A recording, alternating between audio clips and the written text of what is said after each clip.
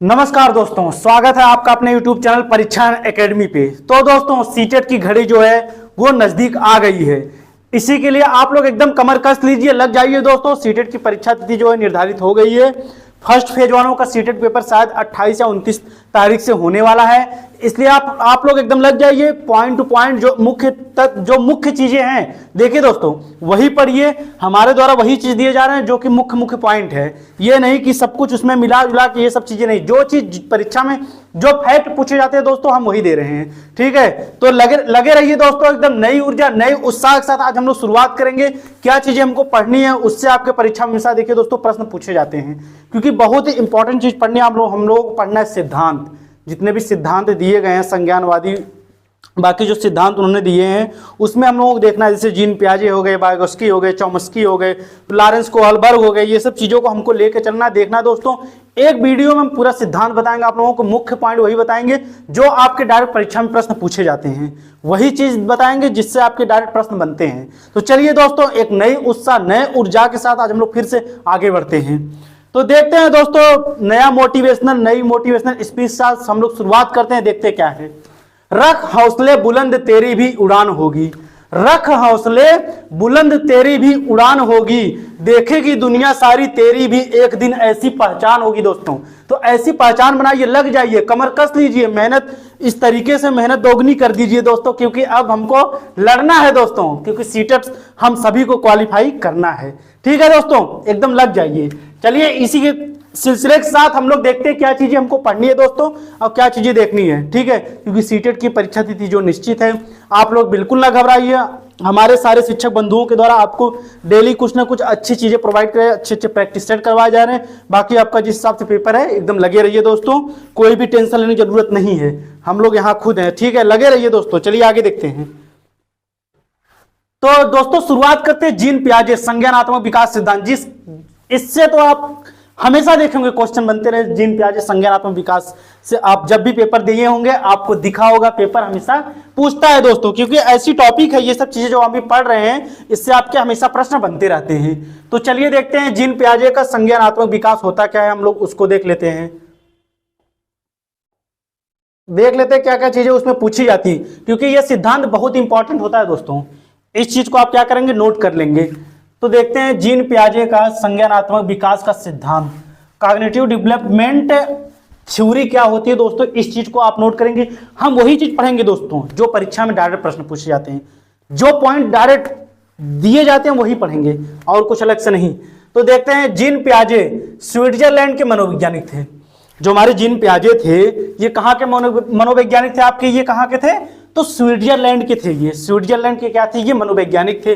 फिर क्या, इस विकास का प्रतिपादन इन्होंने किया, जो सिद्धांत इन्होंने दिया है, ये किसने किया था, इस विकासवादी सिद्धांत का, अवस्थावादी सिद्धांत का प्रतिपादक अगर कहा जाए आपके कौन है, तो वो है जीन पियाजे। चलिए दोस्तों आगे देखते हैं। इन्होंने अपने बच्चों और आस पड़ोस के बच्चों पर संज्ञान या ज्ञानात्मक या मानसिक विकास का अध्ययन किया। ठीक है, इन्होंने क्या किया, स्वयं बच्चे जो थे, इन्होंने अपने बच्चे, स्वयं के बच्चे और जो आस पड़ोस के बच्चे थे, उन पर क्या क्या इन्होंने संज्ञानात्मक, ज्ञानात्मक या फिर मानसिक विकास कहें दोस्तों, उस चीजों पर क्या किया, इन्होंने संज्ञान पर अध्ययन किया। आगे देखते हैं। इस सिद्धांत को विकासात्मक सिद्धांत और अवस्था का सिद्धांत भी कहा जाता है दोस्तों। यही लाइन से पूछी जाती है, विकासात्मक सिद्धांत और अवस्था का सिद्धांत कौन, क्योंकि आप लोग जानते होंगे संज्ञानात्मक सिद्धांत अगर पूछेगा तो आप लोग पता होगा जीन पियाजे। लेकिन दोस्तों इस चीज को आप लोग एकदम नोट कर लीजिएगा, विकासात्मक सिद्धांत कहें या फिर अवस्था का सिद्धांत कहें, तो आपके वो कौन है, जीन पियाजे। इस चीज को आप एकदम नोट कर लेंगे, और वही चीज दोस्तों नोट करते चलेंगे, समझते चलेंगे क्या चीजें पूछी जाती हैं। चलिए आगे देखते हैं। पियाजे का मानना है कि जैसे जैसे बच्चों में जैविक परिपक्वता, बायोलॉजिकल मैच्योरेशन जैसे जैसे आती है वैसे वैसे वह वस्तुओं के बारे में अपने दिमाग में क्या बनाते हैं, एक कॉन्सेप्ट बना लेते हैं। ठीक है दोस्तों, जैसे जैसे पियाजे का मानना है बच्चों में जैविक परिपक्वता जैसे जैसे आती है, वैसे वैसे वह वस्तुओं के बारे में क्या कर लेते हैं, अपने दिमाग में क्या कर लेते हैं, एक कॉन्सेप्ट बना लेते हैं। ये चीजें किसने कही है, तो हमारे जीन पियाजे ने। आगे देखते हैं, डिफिनेशन देख लेते हैं, परिभाषा। बच्चे सक्रिय ज्ञान निर्माता तथा इन्हें नन्हे वैज्ञानिक हैं जो संसार के बारे में अपने ज्ञान की रचना या सिद्धांतों की रचना करते हैं। दोस्तों ये लाइन, ये परिभाषा आपको एकदम सेम टू सेम दोस्तों यही मिलेगी। बच्चे क्या होते हैं? सक्रिय ज्ञान के निर्माता होते हैं। और इसके बाद क्या कहा गया? ये नन्हे वैज्ञानिक है। जीन पियाजे ने क्या कहा है बच्चों को कि सक्रिय ज्ञान के निर्माता और नन्हे वैज्ञानिक है जो संसार के बारे में अपने सिद्धांतों, अपने ज्ञानों का क्या करते हैं? सृजन करते हैं। तो दोस्तों एक एक पॉइंट को आप नोट कर लेंगे और नोट करते हुए चलेंगे। चलिए इसी क्रम में आगे बढ़ते हैं, देखते हैं क्या पढ़ना है हमको।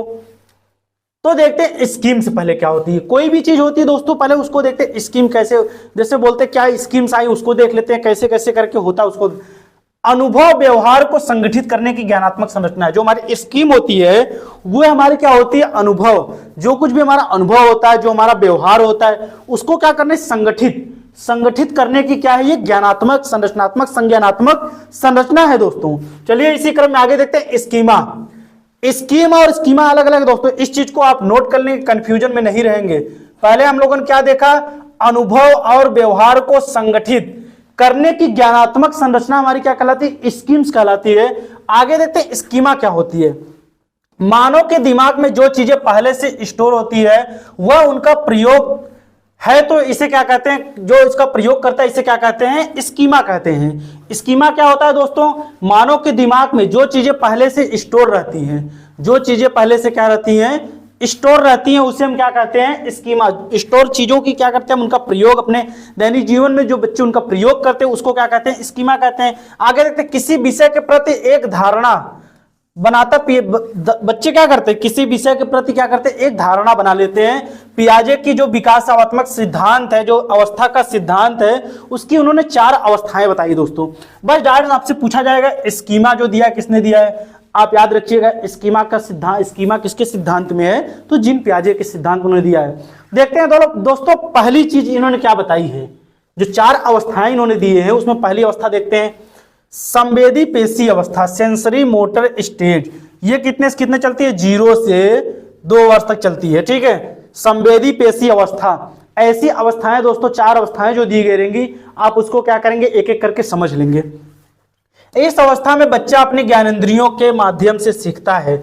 इसमें वस्तु अस्थायित्व, ठीक है, वस्तु अस्थायित्व का गुण आ जाता है। इस चीज को आप नोट कर लेंगे। इस अवस्था में बच्चे की जो ज्ञानेंद्रियां होती हैं, जो 5 ज्ञानेंद्रियां होती है, उसके द्वारा क्या करता है? बच्चे कोई भी चीज होता है उसको सीखता है। इसमें वस्तु अस्थायित्व, ऑब्जेक्ट परमानेंस जो हमारा होता है, ऑब्जेक्ट परमानेंस, वस्तु अस्थायी जो होता है का गुण आ जाता है। यानी बच्चा अपने दिमाग में वस्तुओं की छाप बनाना शुरू कर देता है, जिससे वह छिपी हुई वस्तुओं को भी क्या कर लेता है? ढूंढ लेता है। इस चीज को आप नोट कर लेंगे दोस्तों। इस अवस्था में बच्चे क्या करते हैं? संवेदी पेशी अवस्था जो हमारी होती है, सेंसरी मोटर स्टेज, इसमें बच्चे क्या करते हैं? अपनी ज्ञानेंद्रियों के माध्यम से सीखते हैं। ठीक है, और सबसे बड़ी चीज क्या होती है दोस्तों? वस्तु अस्थायित्व। इस चीज को याद रख लेंगे। वस्तु अस्थायित्व जीन पियाजे की किस अवस्था में आती है? तो फर्स्ट अवस्था जो संवेदी पेशी अवस्था होती है, उसमें बच्चा क्या करता है? वस्तु अस्थायित्व का क्या उसमें गुण आ जाता है। यानी बच्चा क्या करता है? अपने दिमाग में वस्तुओं की छाप बनाना शुरू कर देता है, जिससे वो छिपी हुई, अपने मस्तिष्क में छिपी हुई वस्तुओं को भी क्या कर लेता है? ढूंढ लेता है। चलिए इसी क्रम में दोस्तों आगे बढ़ते हैं। आगे देखते हैं दूसरी अवस्था क्या है? पूर्व संक्रियात्मक अवस्था, प्री ऑपरेशनल स्टेज। ये कितने से कितने वर्ष तक चलती है दोस्तों? 2 से 7 वर्ष तक। ठीक है, दूसरी अवस्था का क्या नाम है दोस्तों? पूर्व संक्रियात्मक अवस्था, प्री ऑपरेशनल स्टेज। ये कितने से कितने वर्ष तक चलती है? 2 से 7 वर्ष तक चलती है दोस्तों। इसमें देख लेते हैं क्या चीज होती है। यह क्रिया करने से पहले की अवस्था है। यह क्या होती है दोस्तों? यह क्रिया करने से पहले की अवस्था है। इसमें देख लेते हैं, इसमें बच्चा सामने आने वाली चीजों को देख पाएगा, समझ पाएगा, लेकिन कोई क्रिया नहीं कर पाएगा। यह क्रिया करने से, बच्चे जो क्रिया करते हैं दोस्तों, उससे पहले की अवस्था है। इसमें क्या कहा गया है? इसमें बच्चा सामने आने वाली चीजों को देख पाएगा, समझ पाएगा, लेकिन कोई भी क्रिया होती वह नहीं कर पाएगा। आगे देखते हैं दोस्तों इसमें होता क्या क्या चीजें, हम उसको देखते हैं। सबसे मुख्य पॉइंट पढ़ेंगे दोस्तों, जिससे आपके परीक्षा में डायरेक्ट प्रश्न बनते हैं, हमको उसी चीज को लेकर चलना है। पहला देखते हैं जीववाद क्या होता है। ठीक है, जीववाद क्या होता है हम उसको देखते हैं। जब बच्चा सजीव और निर्जीव वस्तुओं में अंतर नहीं कर पाता है तो उससे हम क्या कहते हैं? जीववाद कहते हैं। ठीक है, जब बच्चा क्या होता है, कोई भी चीजों में, कोई भी वस्तु होती है उसमें क्या होता है, सजीव और निर्जीव में अंतर नहीं कर पाता, उसे हम क्या कहते हैं, जीववाद कहते हैं।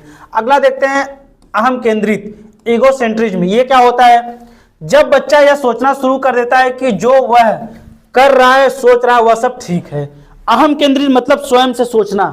ठीक है दोस्तों, जब बच्चा यह सोचना शुरू कर देता है, वह जो कुछ भी कर रहा है, सुन रहा है, सोच रहा है, वह सब क्या है, ठीक है। तो ये क्या चीज है, बस दोस्तों यही चीज याद रखिएगा, मुख्य मुख्य पॉइंट याद रखिएगा कि इसमें सजीव और निर्जीव में अंतर नहीं कर पाता है। बच्चा जब कुछ होता है, यह सोचना शुरू कर देता है कि वह जो भी सोच रहा है वो क्या है, ठीक है। इस चीज को सीख ले और इस चीज को याद रखिएगा। अहम केंद्रित, जीववाद, ये सब किसने दिए हैं, तो आपके जीन पियाजे ने दिए हैं। ऐसे ही प्रश्न बनते रहते। इसके बाद देखते हैं अपलटावी क्या होता है। इसमें बच्चा वस्तुओं, संख्याओं आदि को उलटना पलटना नहीं सीखता है। अपलटावी में क्या होता है दोस्तों, इसमें बच्चा कोई भी वस्तु होती है उसको उलटना पलटना नहीं सीखता है। जैसे 4 + 6 10 हुआ कैसे, लेकिन 6 + 4 10 कैसे होगा, इसको वो नहीं जान सकता है। इसलिए क्या इसको अपलटावी पलटावी कहते हैं। ठीक है, इसके बाद क्या होता है, मुद्रा, संप्रत्यय, दूरी, भार, ऊंचाई आदि के कॉन्सेप्ट कमी इसी अवस्था में होती है। जो जैसे मुद्रा, संप्रत्यय होते हैं, दूरी होती है, भार होती है, ऊंचाई होती है, आदि का जो कॉन्सेप्ट बनता है, जो कॉन्सेप्ट की कमी होती है दोस्तों बच्चों में, वो क्या होता है, इसी अवस्था में आपकी होती है, पूर्व संक्रियात्मक अवस्था में। दोस्तों इस चीज को आप नोट कर लेंगे, क्लियर कर लेंगे। आगे देखते हैं केंद्रीकरण।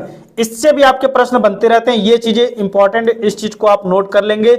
मुद्रा, संप्रत्यय, दूरी, भार, ऊंचाई, ये सब क्या होता है, पूछे जाते हैं हमेशा। ठीक है, आगे देखते हैं केंद्रीकरण क्या होता है।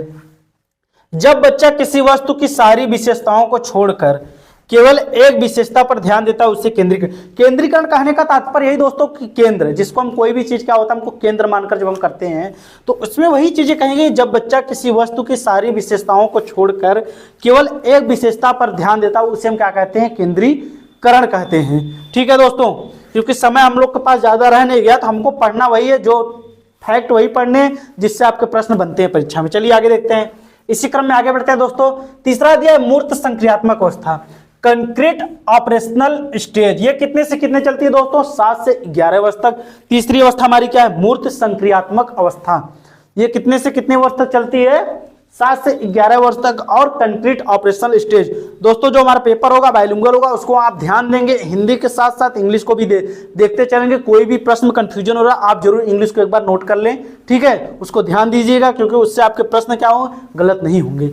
आगे देखते हैं, इसमें क्या होता है दोस्तों, इस अवस्था में बच्चा सामने रखी हुई चीजों को देखकर ही कुछ कर सकता है या उन पर चिंतन करना शुरू कर देता है। मूर्त मतलब दोस्तों यही होता है, जो चीजें हमें दिखाई देती हूं। ठीक है, उसमें कहा गया इस अवस्था में बच्चा सामने रखी चीजों को देखकर ही क्या करता है, कुछ कर सकता है, उन पर चिंतन कर सकता है, उनको सोच सकता है, तर्क कर सकता है, आदि चीजें विचार कर सकता है। दोस्तों करना क्या होता है, शुरू कर देता है। आगे देखते हैं, इस अवस्था में अपलटावी, जीववाद, मुद्रा, भार आदि कॉन्सेप्ट का गुण आ जाता है। पीछे हम लोगों ने देखा पूर्व संक्रियात्मक अवस्था में उसमें क्या था, नहीं आता है। लेकिन ये जो हमारी अवस्था, तीसरी अवस्था मूर्त संक्रियात्मक अवस्था होती है, इसमें अपलटावी, केंद्रीकरण, जीववाद, मुद्रा, भार, संख्या, लंबाई आदि चीजों का गुण इसमें आ जाता है। वो क्या करता है, अंतर करने लगता है। इस चीज को आप एकदम नोट कर लेंगे दोस्तों, बहुत ही इंपॉर्टेंट ये सब चीजें हैं, आप नोट करते हुए चलेंगे। चलिए आगे देखते हैं आगमनात्मक तर्कणा क्या होती है, इंडक्टिव रीजनिंग क्या होती है, उसको देख लेते हैं। यह भी इसी अवस्था में आता है, यानी जब बच्चा उदाहरण के ऊपर आधारित होकर तर्क करने लगता है। ठीक है, यह भी क्या होता है, इसी अवस्था में आता है, यानी जब बच्चा उदाहरण के ऊपर तर्क करने लगता है। पेड़ जरूरी है या नहीं हमारे लिए, क्योंकि इससे हमें ऑक्सीजन मिलती है। पेड़ लगाना जरूरी है या नहीं, लेकिन क्या होता है, इससे हमको क्या मिलती है दोस्तों, ऑक्सीजन मिलती है। क्योंकि क्या करता है वो, आगमनात्मक मतलब तर्क, यह भी इसी अवस्था में, यानी जब बच्चा क्या हो, उदाहरण के ऊपर आधारित होकर तर्क विचार करने लगता है। चलिए इसी क्रम में आगे देखते हैं। चौथी अवस्था हमारी क्या, औपचारिक संक्रियात्मक अवस्था। ये कितने से कितने चलती, 11 से 15 वर्ष। फॉर्मल ऑपरेशनल स्टेज इसको कहते हैं, 11 से 15 वर्ष। इसमें देख लेते हैं, यह संज्ञान की सर्वोच्च अवस्था। यह क्या होती है दोस्तों, सोचने, तर्क करने, विचार करने की सबसे सर्वज्ञ अवस्था है, मतलब सर्वोच्च अवस्था। आगे देखते हैं, इसमें बच्चा अमूर्त चिंतन करने लगता है। इसमें बच्चा क्या होता है, अमूर्त चीजें, जो चीजें नहीं दिखाई देती हैं उसके बारे में भी सोच, विचार, तर्क करने लगता है इसमें बच्चा। आगे देखते हैं क्या है, निगमनात्मक तर्कणा। इसमें बच्चा नियमों के ऊपर तर्क करने लगता है। इसमें जो भी नियम बनाए होते हैं उसके ऊपर क्या करता है बच्चा, क्या करता है, तर्क करने लगता है, निर्णयात्मक तर्कड़ा उसके अंदर आ जाती है। इस चीज को आप एक एक पॉइंट को दोस्तों क्या करेंगे, नोट कर लेंगे। चलिए इसी क्रम में आगे देखते हैं हमको क्या पढ़ना है, आगे बढ़ते हैं। ठीक है दोस्तों, तो जीन पियाजे के हम लोगों ने मुख्य मुख्य चीजें जो दी गई थी, मुख्य मुख्य पॉइंट हम लोगों ने उसको देख लिया। चलिए आगे देखते हैं। आगे पढ़ेंगे दोस्तों वाइगोत्स्की का सामाजिक सांस्कृतिक विकास का सिद्धांत। इससे भी आपके प्रश्न बनते रहते हैं। हम मुख्य मुख्य दोस्तों आज सिद्धांत लिए हैं जिससे आपके डायरेक्ट प्रश्न पूछे जाते हैं, जो चीजें पॉइंट टू पॉइंट वही लिए हैं जो जिससे डायरेक्ट प्रश्न बनते हैं। ठीक है, जीववाद क्या होता है, केंद्रीकरण क्या होती है, सब चीज जैसे पूछा जाता है वही चीज लिए जिससे प्रश्न बनते हैं। तो चलिए हम लोग दूसरा पढ़ेंगे, वाइगोत्स्की का सामाजिक सांस्कृतिक विकास का सिद्धांत, सोशल कल्चरल थ्योरी। ठीक है, हम इसको देखते हैं ये चीज होती क्या है दोस्तों, इससे भी आपके सबसे बहुत इंपॉर्टेंट है ये। ठीक है, ये जो हमारे वाइगोत्स्की साहब हैं, ये क्या है, बहुत इंपॉर्टेंट, इन्होंने जो सिद्धांत दिया है सामाजिक सांस्कृतिक विकास का सिद्धांत, इससे भी आपके क्या होता है, हमेशा प्रश्न बनते रहते हैं दोस्तों, हम उस चीज को नोट कर लेंगे। चलिए देखते हैं इन्होंने क्या कहा है। लेव वाइगोत्स्की एक रूसी मनोवैज्ञानिक थे। ये कहाँ के रहने वाले थे, ये रूस के रहने वाले थे दोस्तों। ये क्या थे, रूसी वैज्ञानिक थे, मनोवैज्ञानिक थे, जिन्होंने सामाजिक सांस्कृतिक विकास का सिद्धांत का प्रतिपादन किया है। इन्होंने क्या किया दोस्तों, सामाजिक सांस्कृतिक विकास का सिद्धांत का क्या किया, इन्होंने प्रतिपादन किया है। ठीक है, समाज को ही, समुदाय को ही इन्होंने क्या है बेहतर माना है। उससे क्या होता है, बच्चे कोई भी चीज होती है उससे सीखते रहते हैं। चलिए इसी क्रम में आगे देखते हैं। यह सिद्धांत बताता है कि बच्चा अपने समाज और संस्कृति से अंतरक्रिया करके सीखता है। ठीक है, सबसे इंपॉर्टेंट लाइन दोस्तों कि बच्चा जो भी होता है, जो कुछ भी सीखता है, वो क्या होता है, अपने समाज में अपने बड़ों से क्या होता है, अंतरक्रिया करके सीखता है। यानी सामाजिक अंतरक्रिया के बाद क्या होता है, उनका विकास होता है। सामाजिक अंतरक्रिया जो हमारी होती है उसको होने के बाद क्या होता है, बच्चे का विकास शुरू हो जाता है। इन्होंने जो भी चीजें बताई वो क्या हो, समाज से जोड़कर बताई। इन्होंने समाज को ही महत्वपूर्ण माना अपने सिद्धांत में दोस्तों। इस चीज को आप हमेशा नोट करते हुए चलेंगे। जहां भी समाज समुदाय आदि चीजें दिखाई दे सामाजिक रूप से, सांस्कृतिक रूप से, आप तुरंत लेव वाइगोत्स्की को लगाइएगा, टिक करिएगा उसको, क्योंकि इन्होंने सबसे महत्वपूर्ण समाज को माना है दोस्तों। आगे देखते हैं। जबकि पियाजे यह मानते थे कि पहले विकास होता है, इन्होंने क्या माना है कि बच्चे समाज से अंतरक्रिया करके जो कुछ भी सीखते हैं उसके बाद क्या होता है, विकास होता है। लेकिन जीन पियाजे क्या माने हैं, जीन पियाजे ने पहले क्या माना है, पहले विकास होता है, बाद में क्या होता है, अधिगम होता है। बच्चा बाद में जो कुछ भी सीखता है वह बाद में सीखता है। इस चीज को आप दोस्तों नोट कर लेंगे, क्योंकि हम वही पढ़ेंगे जिससे आपके परीक्षा में प्रश्न बनते हैं। चलिए इसी क्रम में आगे बढ़ते हैं हम लोग। आगे देखते हैं वाइगोत्स्की के दो महत्वपूर्ण कॉन्सेप्ट क्या क्या है। ठीक है, उन्होंने जो महत्वपूर्ण कॉन्सेप्ट बताए हैं हम उनको देखते हैं। पहला क्या है, ZPD, zone of proximal development. Zone of proximal development क्या होता है, इसको क्या कहते हैं, समीपस्थ निकट विकास का, निकटस्थ विकास का क्षेत्र। समीपस्थ निकटस्थ विकास का क्षेत्र हमेशा पूछा जाता है दोस्तों, बहुत इंपॉर्टेंट है जेडपीटी आपकी। इस चीज को आप एकदम नोट कर लीजिएगा दोस्तों। चलिए देखते हैं इसमें क्या कहा गया है। वास्तविक विकास के स्तर तथा संभावित विकास के स्तर के बीच के अंतर को समीपस्थ विकास का क्षेत्र कहा जाता है दोस्तों। इस चीज को आप याद करेंगे। वास्तविक जो हमारा रियल डेवलपमेंट होता है और पोटेंशियल डेवलपमेंट होता है, उसके बीच के अंतर को हम क्या कहते हैं, समीपस्थ विकास का क्षेत्र कहते हैं, या फिर निकटस्थ विकास का क्षेत्र कहते हैं। Zone of proximal development, ZPD, आपके वाइगोत्स्की ने बताया। इस चीज को आप एकदम भूलिएगा मत दोस्तों, नोट कर लीजिएगा। इसी से ऐसे ही आपके प्रश्न पूछेगा कि जेडपीडी की अवधारणा किसने दी है, तो आप नोट कर लीजिएगा, याद कर लीजिएगा, आपके लेव वाइगोत्स्की ने दी है। चलिए दूसरा देखते हैं। इसको, इसके फोल्डिंग क्या होती है, पाड़, ढांचा आदि चीजें, इसको इसके नाम से मचान आदि चीजें नाम से इसको जानते हैं। ठीक है दोस्तों, और भी चीजें आपको चाहिए तो मेरी वीडियो पड़ी हुई है उसमें। ठीक है, प्लेलिस्ट में सीडीपी में मेरी वीडियो पड़ी, हम उसको पूरा डिटेल में, पूरे टॉपिक को हमने क्या किया डिटेल में समझाया। आप उसको अगर पढ़ना होगा आप उसको जाके देख लीजिएगा जरूर से। चलिए इस चीज को देखते चलेंगे।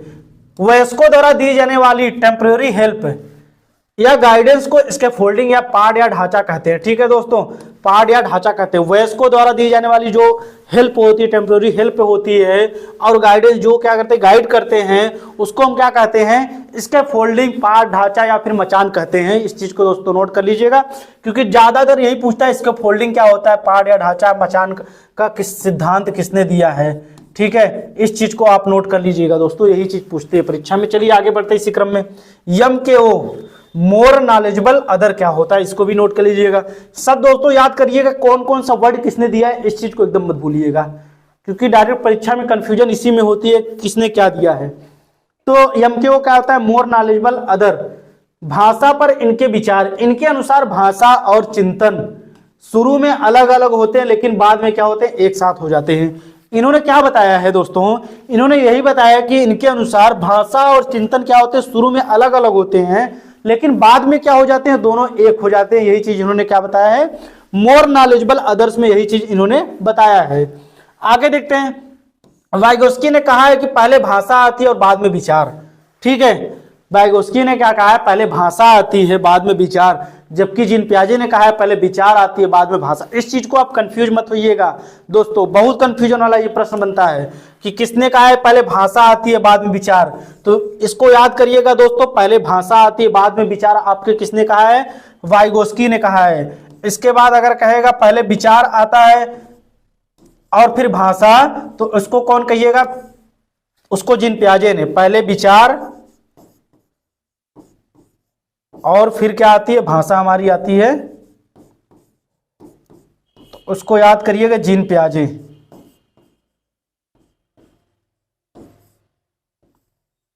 किसने कहा है दोस्तों, तो जीन पियाजे ने। इस चीज को याद करिएगा कि वाइगोस्की ने कहा है पहले भाषा आती है बाद में विचार, और जीन पियाजे ने कहा पहले विचार आता है बाद में भाषा। चलिए दोस्तों आगे बढ़ते हैं। निजी भाषण या आंतरिक भाषण, प्राइवेट स्पीच, इन्होंने जो दिया है प्राइवेट स्पीच जो इन्होंने दी है, इस चीज को याद करिएगा, बहुत बार पूछा जाता है, बहुत इंपॉर्टेंट ये चीज है। इसमें क्या है, इसमें बच्चा अपने ही कार्यों को निर्देश देने के लिए भाषा का उपयोग करते हैं। जो प्राइवेट स्पीच होती है, आंतरिक भाषा, उसमें क्या कहा इन्होंने, इसमें बच्चा अपने ही कार्यों को करने के लिए क्या करता है, भाषा का उपयोग करना शुरू कर देता है, भाषा का उपयोग करता है। दोस्तों बस मुख्य मुख्य पॉइंट जो है दोस्तों उसको नोट करिएगा। चलिए इसी क्रम में आगे बढ़ते हैं। आगे देखते हैं दोस्तों, भाषा विकास का सिद्धांत। इससे भी आपके प्रश्न बनते रहे, हमने दोस्तों पहले ही बता दिया, फिर से बता रहे हैं, हम वही सिद्धांत नहीं जिससे आपके प्रश्न परीक्षा में प्रश्न बनते हैं, और वही पॉइंट लिए जिससे डायरेक्ट आपके प्रश्न पूछे जाते हैं। तो आप एकदम निश्चित मत घबराइएगा दोस्तों, वही पढ़ना हमको जो परीक्षा में जिससे प्रश्न बनते हैं। चलिए देखते हैं भाषा विकास का सिद्धांत। इनबॉर्न थ्योरी क्या होती है, इसके बारे में, चाहे वो CDP हो, पर्यावरण हो, चाहे हिंदी हो, संस्कृत हो, हमेशा इनसे प्रश्न पूछे जाते हैं चॉम्स्की महोदय से। आपके प्रतिपादक देख लेते हैं दोस्तों, इसके कौन है, भाषा विकास के सिद्धांत के Erom Noam Chomsky. Erom Noam Chomsky इनका पूरा नाम है दोस्तों।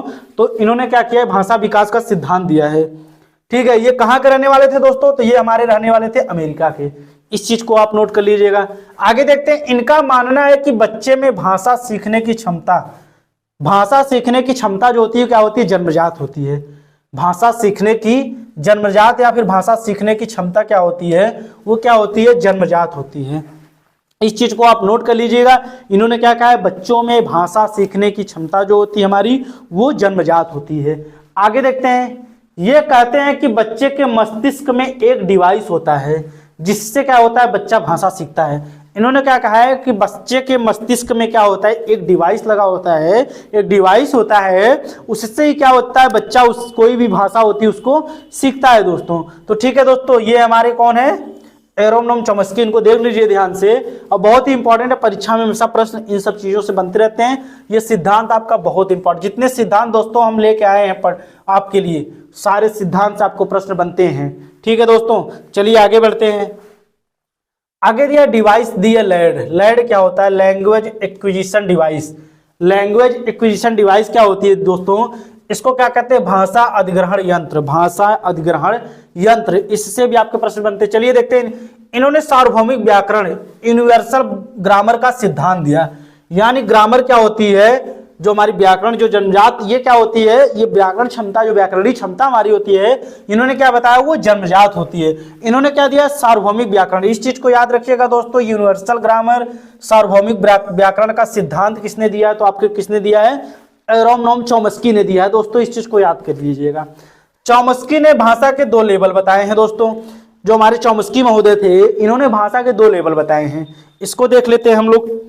पहला क्या है, सतही संरचना, सरफेस लेवल क्या होता है दोस्तों, इसमें बच्चा जानता है जैसे जो कुछ भी होता है उसको जानता है, जैसे कोई भी चीज उसकी ध्वनि शब्दों को जानता है लेकिन उसके अर्थ को नहीं जानता है। इसमें बच्चा क्या करता है, कोई भी चीज होती है उसकी ध्वनि शब्दों ध्वनि होती है उसके शब्दों को जानता है लेकिन उनके अर्थ, जैसे क्या करता है बच्चा, छोटा बच्चा मम्मी पापा खाना नाना पानी ईद आदि क्या करता है, बोलता है, लेकिन उसके अर्थ को नहीं समझ पाता कि इस सब चीजें होती क्या है।